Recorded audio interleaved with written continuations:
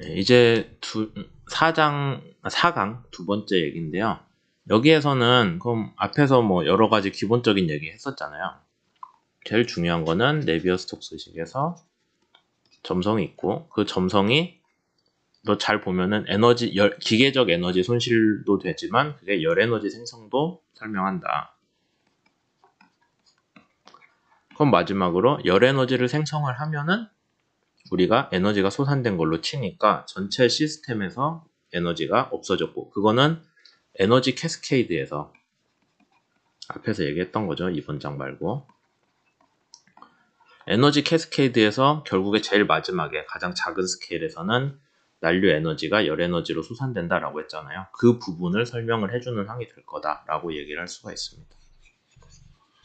다만 네비어-스톡스식은 원래는 힘에 대한 식인데 운동량의 시간 변화율에 대한 식이니까요. 근데 거기에다가 지금 우리는 뭘 하고 있어요? 속도 내적을 쳐가지고 얘는 속도죠. 는 일률 에너지의 시간 변화율이 되고 왜 이걸 하고 있어요? 에너지 시간당 에너지 변화율을 설명을 하기 위해서 하고 있습니다. 그래서 다시 앞쪽에서 아까 우리가 유도했던 그 식을 가지고 보면은 결국엔 그래서 에너지 관련한 식으로 보고 있는 거예요. 에너지에 대한 식으로 보면서 어떤 일이 벌어졌냐라고 하면은 지금 운동 에너지의 물질 도함수는 압력으로 인한 에너지 변화와 점성으로 인한 에너지 변화로 볼 수 있고 그 다음에 점성으로 인한 에너지 변화를 어떻게든 좀 찢어가지고 점성으로 인한 기계적 에너지 없어지는 거, 점성으로 인한 열 에너지 발생으로 지금 계속 얘기하고 있죠. 그 다음에 하나 좀 궁금해하실 수 있는 게 이거 U는 스칼라 아니냐라고 할 수 있는데 원래 벡터에서 제곱은 그 길이의 제곱으로 정의를 하기 때문에 이거랑 똑같아요. 그래서 원래 벡터에 대한 식입니다. 여하튼 이제 뒷부분의 점성항을 좀 다른 관점으로 봐야 되는데 사실 앞에 영상에 붙어서 했어야 되는데 너무 오래 해서 잘랐거든요. 여하튼 그렇게 보시면은 결국 결론은 똑같습니다. 우리가 원하는 거는 스트레인 텐서로 인한 뭔가 점성에 대한 에너지 손실처럼 볼 건데 그걸 좀 다른 방식으로 표현을 하는 거예요. 그래서 벡터 계산식으로 이런 걸 제안을 했고요. 실제로 풀면 틀린 얘기는 아닙니다. 그렇게 돼 있고 요거를 이제 다시 운동 에너지 식에다가 집어넣을 건데 또 뭔가 해야 될 게 많죠. 이거 식 전개하는 게 상당히 뭐 하다가 헷갈릴 수 있어서 저도 영상 찍으면서 좀 부담이긴 한데요. 한번 보시죠. 우선 여기 항에 대해서 우리가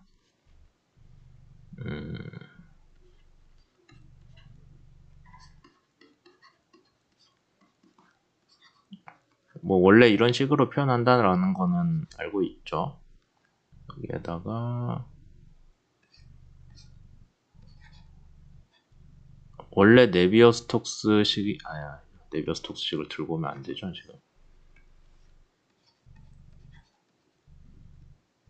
지금 운동 에너지에 대한 물질도 함수 전개하고 있습니다. 그 다음에 얘를 그냥 생으로 전개해 준 거니까 딱 이 정도씩 나오겠네요. 운동 에너지에 대한 물질 도함수를 전개를 해줬고, 그 다음에 여기 있는 항은 우리가 우변으로 넘겨줄 거거든요. 우변으로 넘겼을 때 비슷한 항 있나요?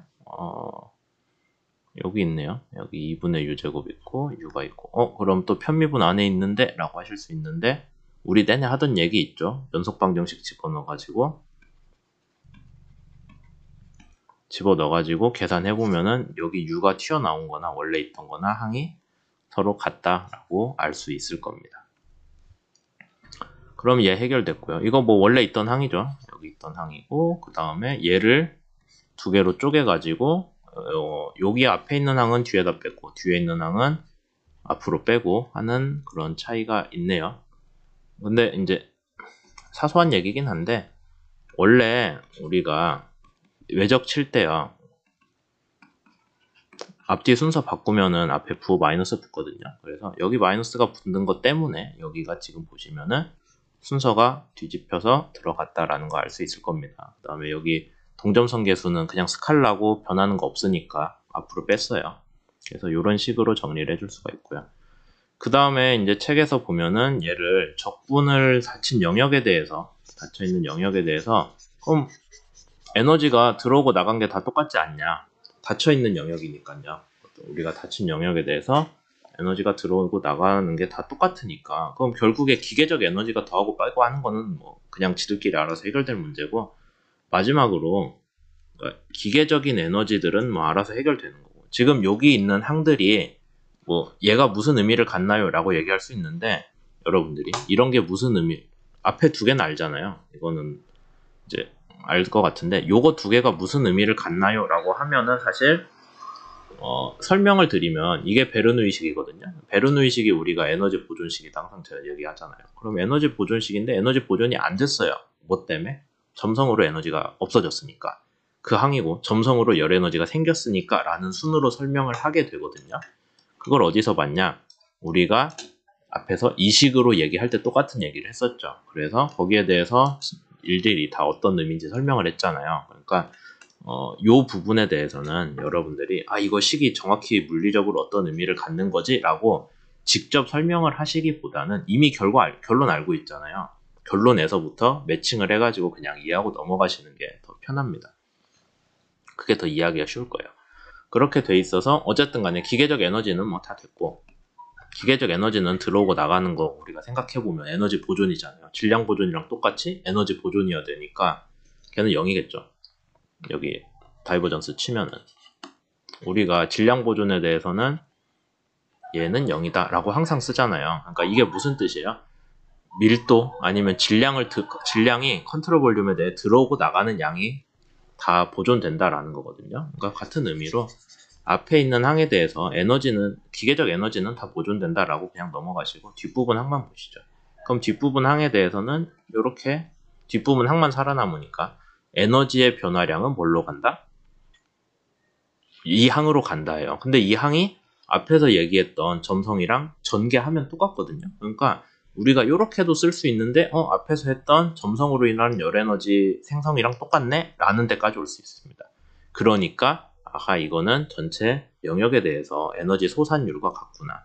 근데 요 식을 보면 한 가지 좀 우리가 보기 좋은 게 요 항으로 나왔거든요. 이 항이 뭐냐? 뒤에서 열심히 하겠지만은 와도가 되겠죠. 이미 와도 자체가 이렇게 정의가 되잖아요. 그러니까 제타의 제곱으로 와도의 함수로 나오는 거예요. 이건 상당히 괜찮은 설명이 되는데, 점성으로 인한 영향이 뭐를 발생시킨다? 와도를 발생시킨다 라고 우리가 이해를 할 수가 있는 거죠.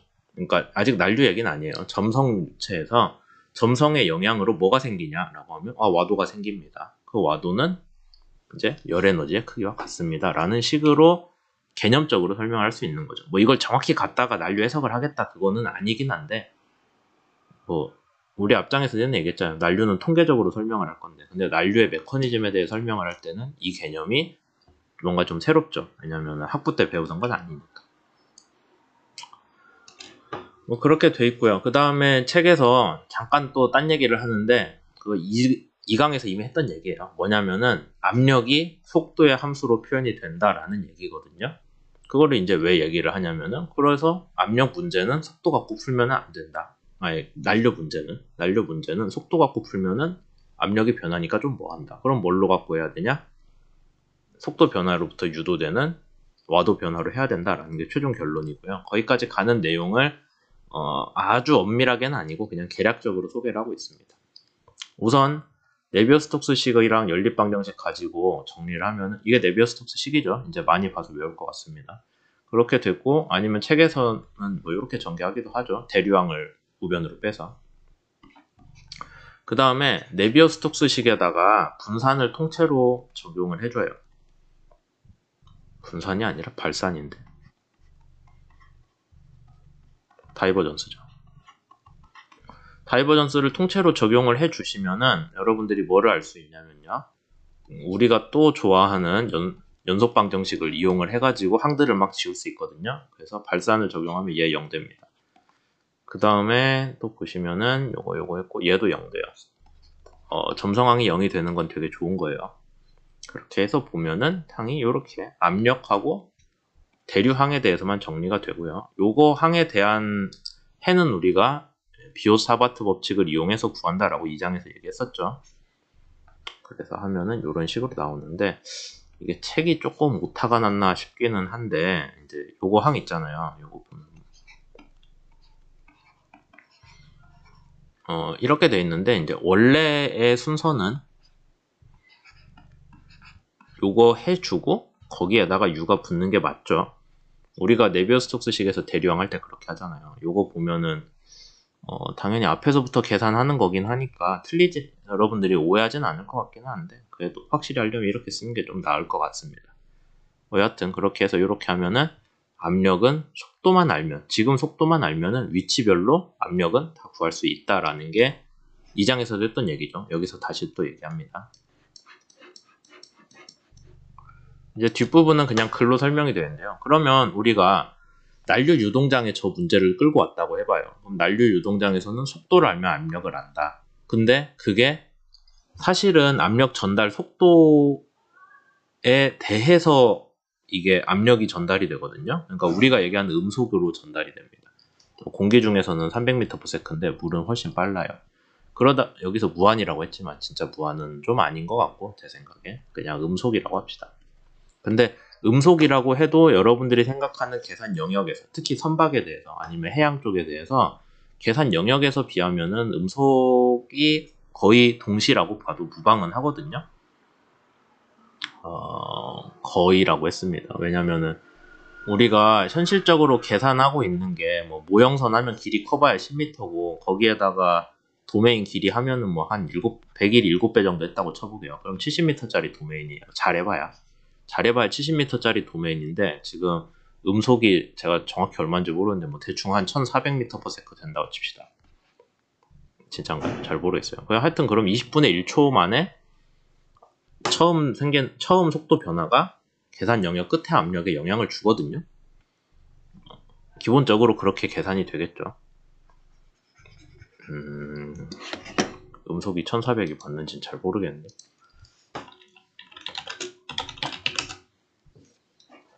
평균 1500m/s라고 하니까 틀리진 않았네요. 하여튼 그러면 여러분들이 20분의 1초 만에 계산 영역 끝에서 끝까지 압력이 전달이 돼요. 그러니까 진짜로 뭐 동시는 아니지만 상당히 금방 영향을 주는 거겠죠. 그래서 어쨌든 또 비압축성이라고 했으니까 여기서 그러면은 무한히 빠르다고 해도 그 실제 유동 속도에 비하면 무한히 빠른 편이라고 봐도 무방하긴 하겠습니다. 왜냐면은 우리가 실제 음속까지 가는 속도를 다루진 않으니까요. 그래서 뭐 엄밀한 얘기는 아니지만 비압축성 유동장에선 압력의 전파가 무한히 빠르기 때문에 아까 앞에서 봤듯이 속도를 알면은 압력을 바로 그 자리에서 계산을 할 수가 있다가 됩니다. 그 여기서 얘기하는 속도는 뭐 평균 속도일 수도 있지만 이제 와류로 인한 속도 성분이 와류가 뿅 하고 난류에서 생기면 걔가 압력의 변화를 근처만 끌고 오는 게 아니라 비압축성 유동을 가정하면은 저기 계산 끝까지 한 번에 다 간다는 얘기예요. 비압축성을 가정을 하면 압축성을 가정을 하면 음속으로 퍼진다는 거고요. 그래서 뭐 예를 들어서 난류 해석 영역이 엄청 크다 하면은 제가 여기서 작은 와동이 생겼다라고 하면은 그게 뭐 저기 서울이나 아니면 미국 어디까지 바로 압력의 형태로 뿅 하고 영향을 준다는 얘기겠죠. 그렇게 되니까 아까 비오사바트 식을 통해서 계산을 한 거가 난류에서 와류가 생기면 속도장이 변하면은 그게 압력이 바로 다 퍼져 나간다는 얘기고 그래서 실제 유동장을 해석을 할 때 조금만 속도가 초기에 변하잖아요. 그러면 그게 모든 영역의 압력이 되고 그러면은 압력은 네비어스톡스식에서 압력 9배가 있고 그걸로 인해서 힘을 받거든요. 걔가 또 유동장에 영향을 줍니다. 그러니까 속도가 변하면 속도가 조금 변하면 압력이 변하고 압력이 변하면 속도를 유도를 하는 자기 자신을 유도하는 게 끝도 없이 퍼지니까 공간적으로 아무리 멀리 떨어져 있더라도 와동이 발생하면은 압력이 전파돼서 서로 상호작용을 한다라는 게 난류 유동장에서 아니면은 뭐 거의 모든 그런 비압축성 유동에서 바탕에 깔고 가는 얘기가 되겠죠. 그걸 난류 해석이랑 어떻게 우리가 끌고 와야 되겠냐라고 하면은 아까 얘기했듯이 지금 얘가 일로 가고 얘가 일로 가는 계속 뺑뺑이를 도는 거예요. 그래서 속도장을 한번 정하면은 그게 공간이 아니라 다음 시간에 대해서 지금 말고 지금은 공간 전체에 영향을 주고 그 공간 전체에 영향을 준 압력장이 다시 다음 시간에 대해서 네비우스-스톡스식의 압력 구배항을 통해 영향을 준다는 거죠. 그러니까 공간 한 번 속도장이 정해지면 다음 속도장도 정해지고 압력을 통해서 정해지고 그게 계속 왔다 갔다 합니다. 시간에 대한 관련성도 가지는 거죠. 그래서 이 부분을 이제 실제 유동 해석이랑 좀 연계를 하자면은 초기 조건, t가 0일 때 초기 조건에 대해서 속도가 전체적으로 0이면은 문제가 하나도 없어요. 애초에 뭔가 유동이 발달할 수 없잖아요. 다 0이면. 근데 조금이라도 어디 한 군데가 0이 아니면은 압력, 그에 영향을 받는 압력이 모든 공간에서 뿅 하고 생기고요. 그 다음에 압력 구배로 인해서 유동이 계속 발달을 합니다. 그러니까 난류라고 할 필요도 없죠. 모든 점성 유체 문제에서는 점성이라고 할 필요도 없을 것 같네요. 그냥 모든 유체 비압축성 유동 문제에서는 어디 한 군데의 속도가 조금만 변해도 그게 계속해서 유동을 유도한다. 따라서 유동이 국소적으로 조금 변할 수는 있어요. 근데 그게 곧 모든 유동장에 영향을 주기 때문에 우리가 난류에서 자주 다룰 와류는 국소적인 상태를 유지할 수가 없다라는 거예요.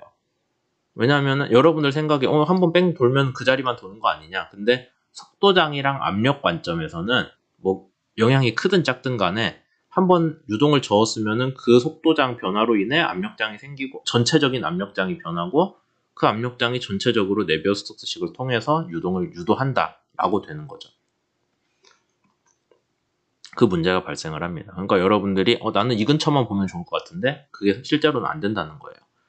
그래서 이제 뒤에서는 주로 어떤 얘기를 할 거냐면 그러면 속도 말고 뭔가 다른 물리량으로 해석을 해야 되지 않나? 뭔가 근처에서 국부적인 거를 유지하는 그게 뭐가 있냐라고 하니까 와동을 들고 나옵니다. 아까 우리가 점성에서 에너지 손실을 와도 갖고 설명을 했잖아요.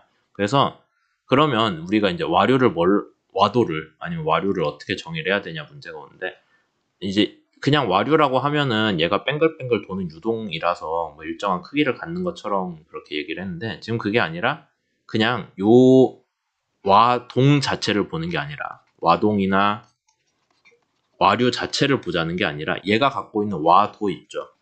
와도 덩어리로 보는 거예요. 그러니까 얘가 어떻게 도는지 그건 솔직히 관심 없고 어떤 구조로 도는지는 관심 없고 그냥 저 와류 하나가 갖는 와동의 와동의 크기 있을 거잖아요. 와도의 크기. 걔만 놓고 보자는 거예요. 그러니까 얘가 뭐라고 해야 되죠? 뭐 어떤 모양으로 꼬여서 돌고 있는지 그거는 됐고 그냥 와도 크기만 놓고 보면은 와류를 설명할 수 있다라는 거고 그렇게 해보면은 와도는 어떻게 확산되냐는 여기서 얘기는 아직 안 했어요. 근데 네비우스-스톡스식에다가 컬 취하면은 그거 설명할 수 있거든요. 그렇게 해서 나중에 보면은 뭐라고 하냐면은 와도 자체는 그러니까 와동의 생김새가 문제가 아니라 그 와동이 갖고 있는 와도 자체는 확산이나 물질 간 전달을 통해서 직접적으로만 옆에다가 영향을 줍니다. 그러니까 아까 우리가 속도는 조금 변하면 압력이 변하고 전체적으로 영향을 준다 했잖아요. 근데 와도는 그렇지 않다라는 거예요. 그러니까 점진적인 방식으로만 확산이 되고 공간에 국한될 수 있기 때문에 난류를 설명할 때 와도가 어떻습니다 라고 하면은 걔가 와도가 좀 변하는 거는 어떤 한정된 영역 안에서 변하는 걸로 볼 수 있다는 거예요. 전체 속도 영역이나 전체 와도 분포가 한 번에 변하지는 않는다라는 그런 좋은 점이 있어서 난류에 대해 설명을 할 때는 와도가 필수적입니다. 근데 우리가 학부 유체에서는 와도를 잘 안 배우잖아요. 그냥 있다는 것만 배우고 뭐 거기서 더 깊게는 안 나가니까 그 부분에 대해서 좀 이해를 하시고 뒷부분에서도 그 얘기를 많이 할 거다라는 거죠. 뭐 전체적으로 페이지 수는 적은데 얘기가 좀 길어져가지고 거의 한 20분씩 2번을 했는데요. 다른 강의에 비해 좀 강의가 길어졌습니다. 근데 중간에 자를 만한 흐름이 아니어서 그렇게 했고요. 뭐 이해 부탁드리고 다음에 5강에서 다시 더 설명드리겠습니다.